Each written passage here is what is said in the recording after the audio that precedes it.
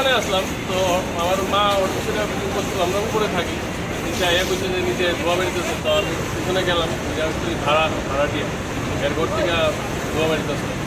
তো ফায়ার সার্ভিসে ফোন করছি, এরা আইসে, কারণ অলরেডি আগুন অনেক বেড়ে গেছে। এটা কিসের দোকান? এরা ওই বাচ্চারা কাগজ কলম এগুলা রং দিয়ে। কি মনে হইতেছে, কি ধারণা, মানে কীভাবে লাগছে আগুনটা? দরজা তো বন্ধ, আমি সামনে, কেমনে বলবো আগুনের ইয়ে দেখতে কীরকম ক্ষয়ক্ষতি হিসেবে দেখছেন আনুমানিক? কিছু বোঝাতে আমার পেছনে প্যাথোলজিও আসলো, এটার থেকে আমার প্যাথোলজিতেও গেছে, ওইটাও কিছু নাই। তারা না গেলে কোনো আইডিয়া নেই, বন্ধ হয়ে যাচ্ছে।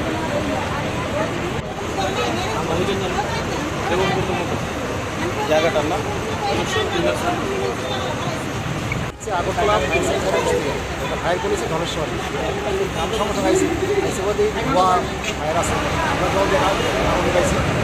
ওটা তখন দেখলাম যে কর্তৃপক্ষ জায়গা মানে ইলেকট্রিক শর্ট সার্কিট। কিরকম ক্ষয়ক্ষতি হয়েছে?